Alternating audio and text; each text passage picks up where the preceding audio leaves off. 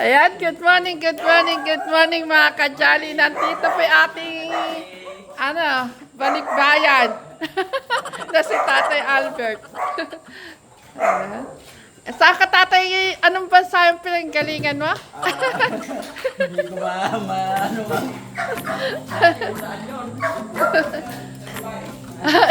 Sa Dubai. Kasi mainit, no? Ay, Angelo, ayun na si Papa. Ano mo? Mag-good morning naman sa mga kajali. Di ka pa susuklay. Baliktad. Clark. Ay, Angelo. Ibang apura yan. Ay, pag niligo yan, diretso na. Clark, kain na.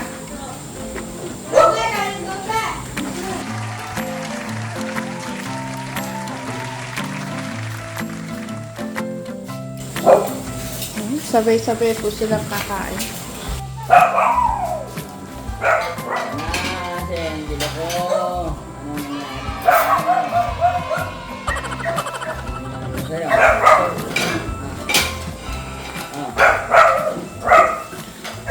Ano na? Midnight! Oo, bakit? Wala.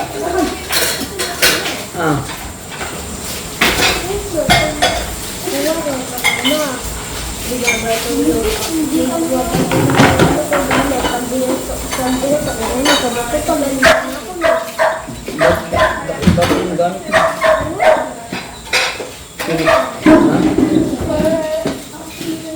Si? Rain? Babae.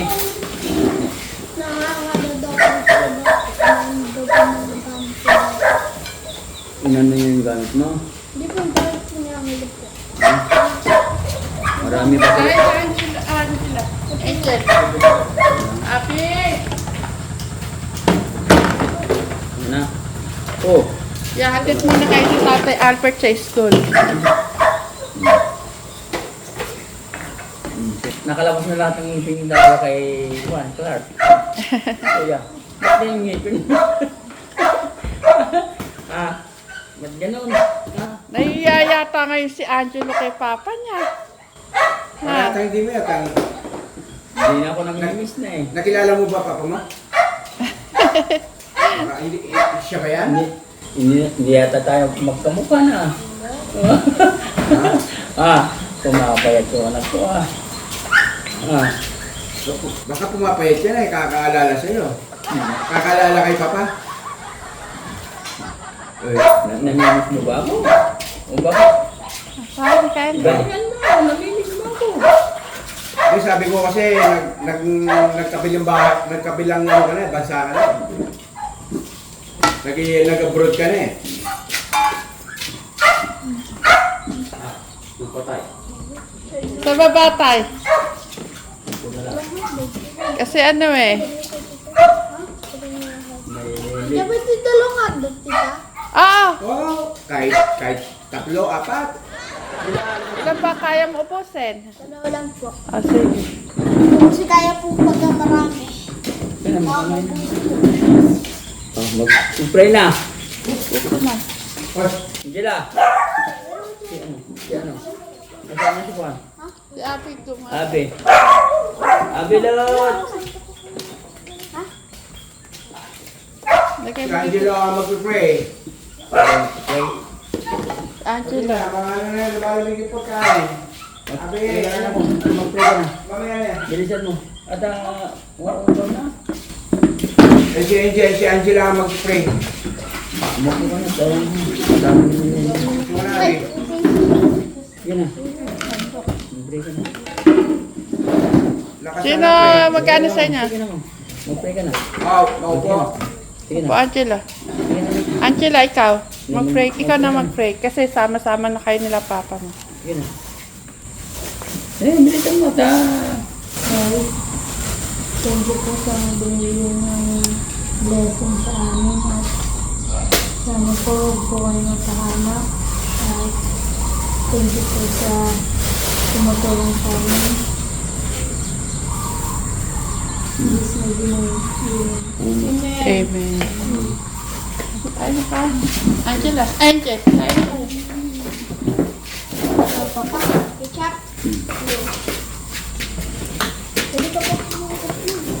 Ayaw mong hotdog? Ayaw ko din. Itlog pa? Iba yung kulay na iklog na yan. Ba? Iba kulay, parang Yellow po.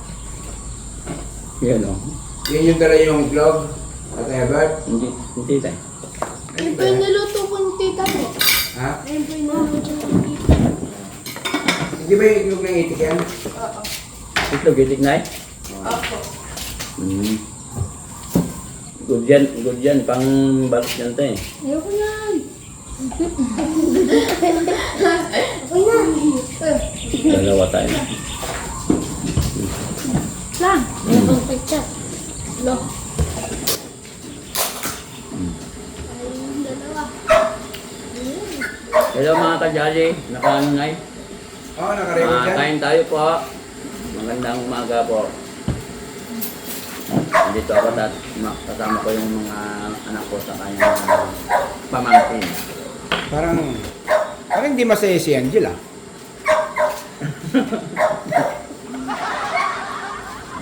Parang hindi namimiss yung papa. Ay?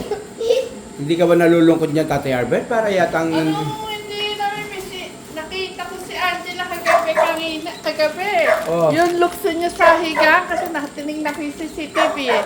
Yung takbo, agad dire-diretso, pinagpapalupas si Hindi. Midnight. Baka akala magnanakaw. Kaya kain si Tatay Albert siya ako yung dumating kasi. Totoo ba yung sinasabi ng Tita Janet mo? Angela? Lumundag ka? Bakit alam mo bang siya yon? Ha? Alam mo siya yon? Papa mo yon? Alam mo? Tumawag eh na. Pero yung tumalong ka, ganun talaga, ganun ba? Kailangan ako bigla. Tumayo ka Nabigla lang lang bigla. siya, nabigla kasi narinig kami Nakakamot ito. pa naman kami natatakot kasi kami ng Angel. Kaya naman din yung mga to.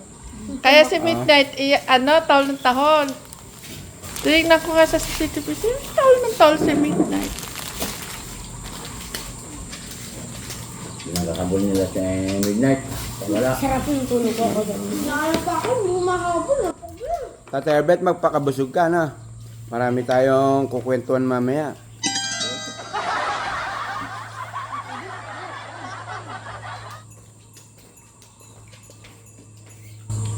Medyo alam mo anong araw kami mag-aalis tayo. Huwag ka muna, mga 1 linggo ka muna dyan. Pabaya si Albert tayo. Ha? Pabaya si Albert tayo ito. Ah. Hindi talaga namimiss yung papa. Hindi Angela, oh. Parang wala lang. Nasanay na yatang alas si papa. Ganun ba yan? Ah, hindi ba? Oh. Bilisan nyo. Tapos na kami. Si Angelo, oh. Wala na kang dila ko. Nangyari. Line up. Take ka na. Oo ah. Hindi ka na order. Hindi line up 8. Angela, yung itlog.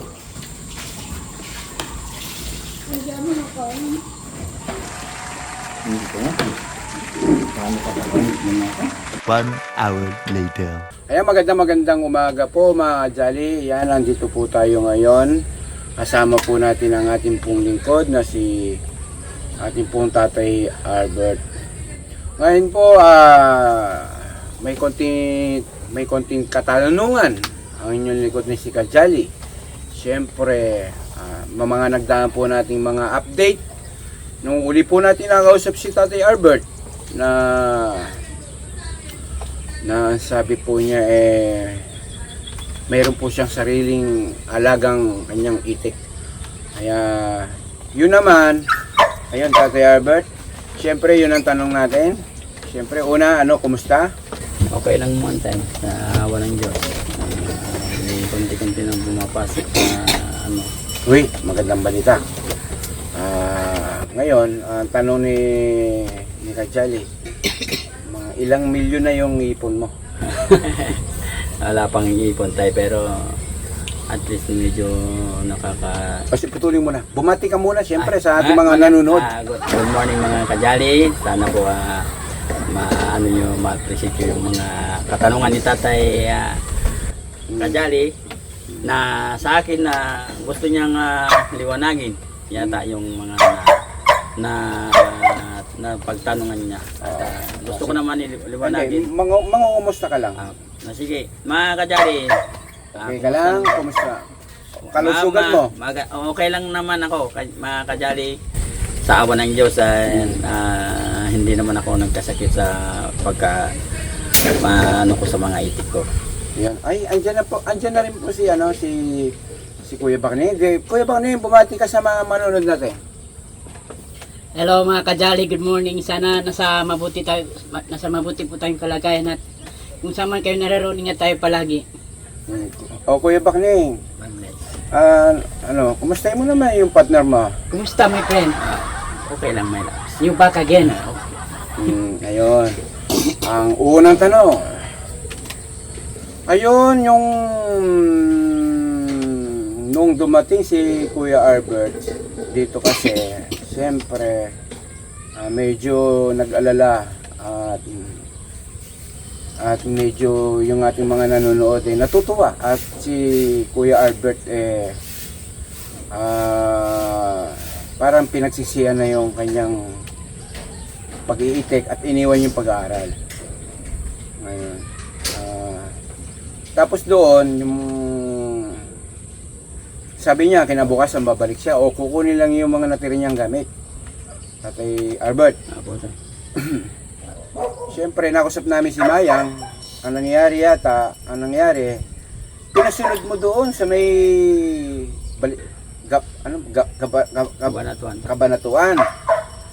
Siyempre nag-react ang ating manonood at dinala mo pa doon sa Kabanatuan.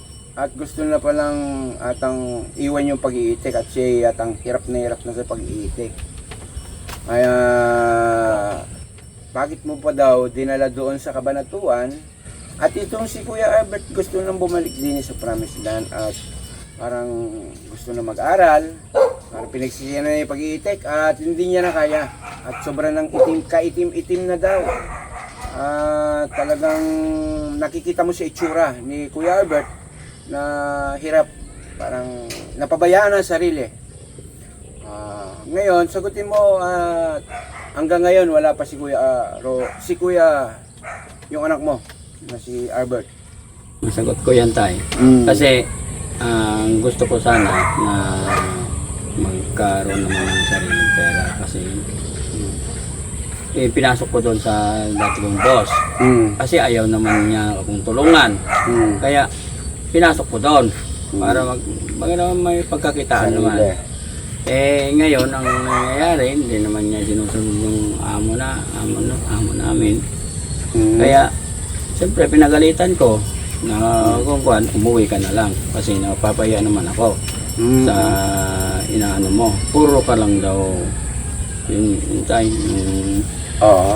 Ngayon, sabi ko sa kanya kung umuwi dito, di ba nag-decide na magbalik dito. Ngayon, sinabi ko sa kanya kung gusto mo yung itik ko, yun ang bantayan mo. At pupunta ka daw ng Manila nun. Ito ba yan? Nung pinakuha ko ng damit ko tayo. Pupunta sana ako sa Maynila noon. Ang dami nag-comment, may babae ka daw doon sa Manila kaya pupunta ka na Manila. Wala tayo, wala man akong babae doon. Sige. Okay. Tapos, sabi ko sa kanya, kung gusto mo, dito ka sa itik ko. At doon ako sa mga maliliit. Sabi ko sa kanya, ako nang sasahod sa'yo. Sabi niya, sige. Ngayon ang nangyari, na naman, hindi ko naman mautusan tayo. Hindi, doon mo tayo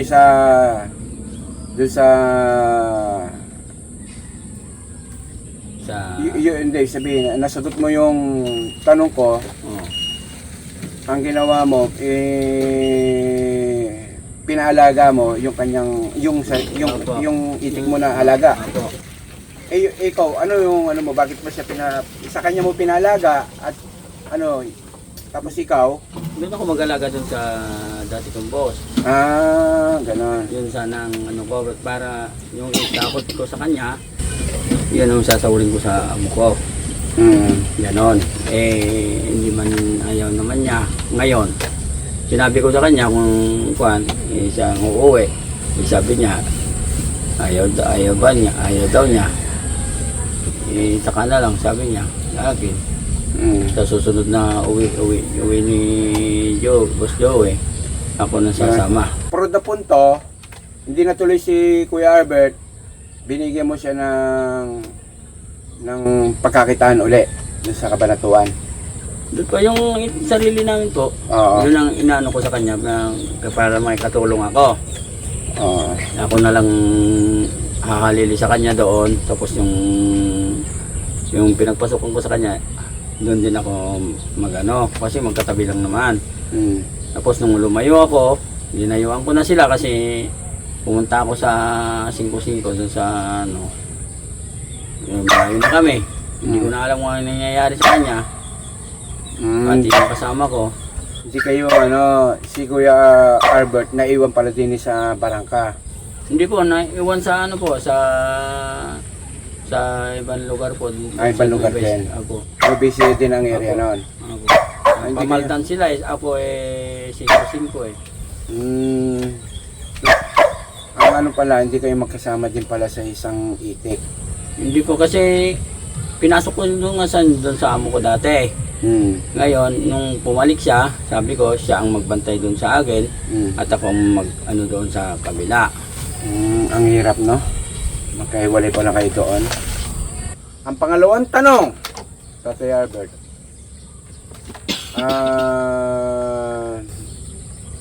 Kami na patungo dahil nga susundan namin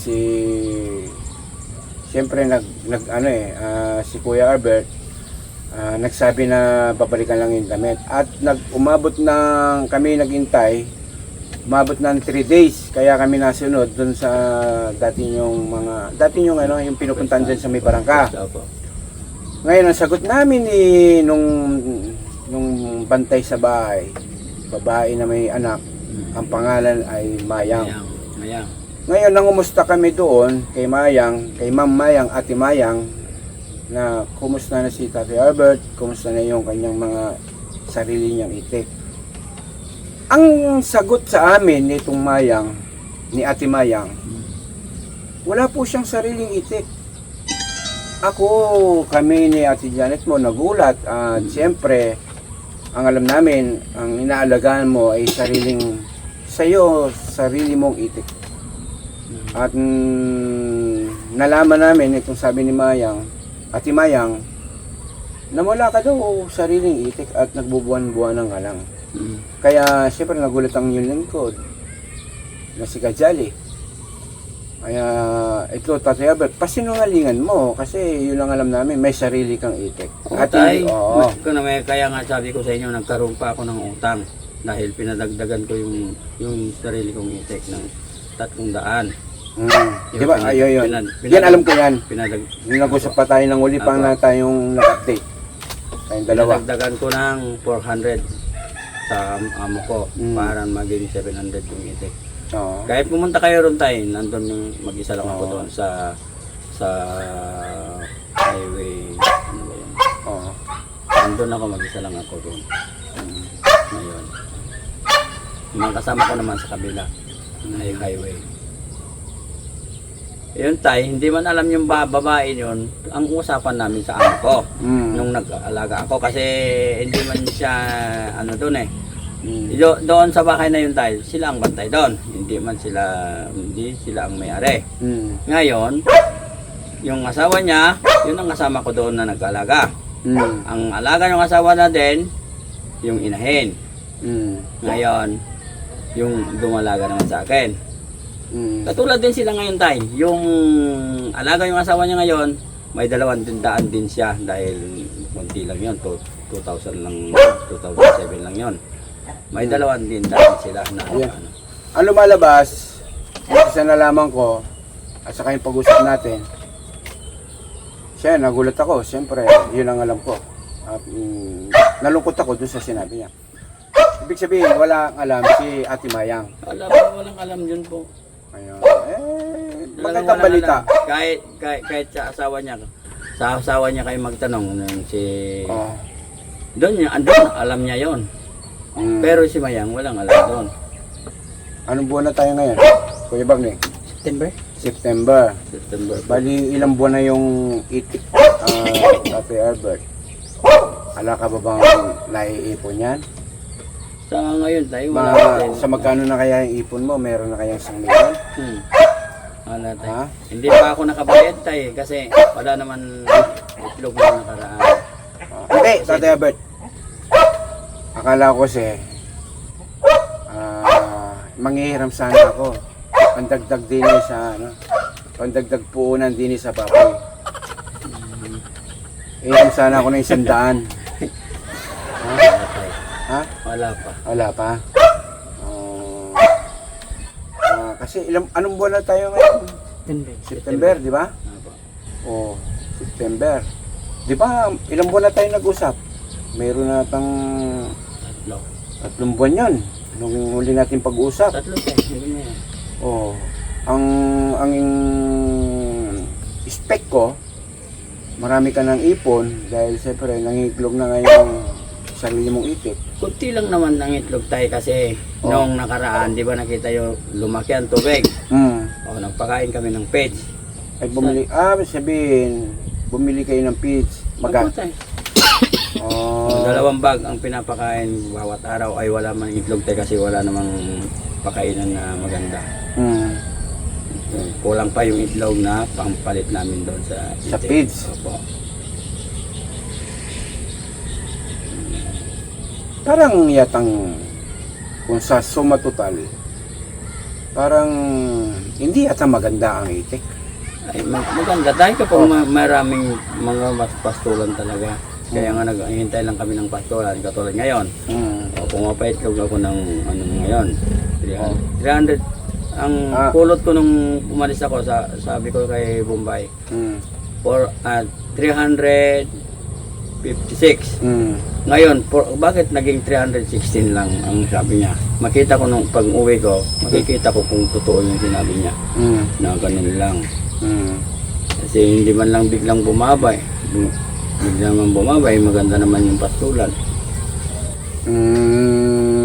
Ay pag-alis mo. Oo, yun ang ano nila. Ayun. Tumawag nga kanina, ilan yung paitlog mo kaapon? Ayan. Sabi niya sa akin, 346, sabi ko. 416 lang, sabi niya. Ay, Kailangan pag umuwi ka ba, tingnan mo na lang. Pag naiklog ng mas madami yun, abi sabihin, wala, ganon. Iwan ko lang tayo kung anong ginawa niya. Baka na, ayun. Bigla naman mamatras na 30. Ganda naman yung pastulan. Ayun, ang suma total, hanggang ngayon, yun, suma total, wala pa tayo, Tatay Albert, na nakatabi talagang ipon sa buwan na to. Ay wala tayo kasi nagbabayad pa naman ako. 76,000 yung babayaran ko tayo eh. Hindi pa ako nakabayad. 76,000. May utang ka pang 76,000 na babayaran mo dun sa dinagdag mo na 400 tayo. 400. Mabigat yan 76,000. Pero kung pumaitlog ka ng... Akala ko naman ako yung makakahiram sa'yo. wala man akong pang patay kasi Oo. nag-umpisa pa lang yung itik namin. Kailan lang nag-umpisa nung nakaraang buwan pa lang. Oo. Wala mang Kaya yung 200 pang budget, 200 pang budget din sa kusina. Kasi mabuti sana kung hindi ko galing sa akin ng pagkain. Galing naman sa akin ng pagkain, pang kusina ko. Sabi mo nun, mabilis kumita. Para yatang tagal. Talagang mabilis kumita kapag maganda yung pastulan. Siyempre, ano mo naman ako ng hindi maganda. Pero yun tay, matagalan naman yung hindi naman sila namamatay na ano. Kasi kapag yung binili mo at ibebenta mo rin, ano ka rin, kikita ka rin. Lalo ngayon, tumaas ng value ng itik na naman. Oh. Sa inahin ngayon, 200 to 230 na. Ang dumalaga, 360 na. Kaya yung sinasabi nila sa akin na kay ni Mayang, si Mayang walang alam doon. Dahil di man kasali doon na usapan. Sila ay tagabantay lang doon sa... Pakiusap na lang Tatay Albert, bigyan mo na minsan pagdalaw yung mga anak mo kasi bilang tatay ako siyempre naranasan natin naging bata tayo paano tayo mangungulila sa isang magulang, kaya inihingi ko sa iyo na bigyan mo ng time yung mga anak mo. Andyan naman si Kuya Albert at kung talagang nagtuloy-tuloy yung kanyang pag-itik, kasama mo naman siya, kaya alam naman namin din na hindi mo yan pababayan, anak mo yan. Kaya yun, nabigyan mo ng time, siyempre mga bata, inahanap ka. Baka kasi mangyayari, baka makalimutan ka. Mawala yung pagmamahal nila sa iyo bilang ama. Yun ang masakit doon. Kaya nga ako nagsusumikap tayo kahit masakit sa akin na umano ako sa mga anak ko. Dahil gusto ko man sila makasama. Pero mahirap naman na magkakasama kami lang na wala man akong pagkakitaan. Tapos pa, siyempre ilang buwan na yan. Siyempre inintay ko yung limpak-limpak mong ipon. May utang ka pa si 26,000.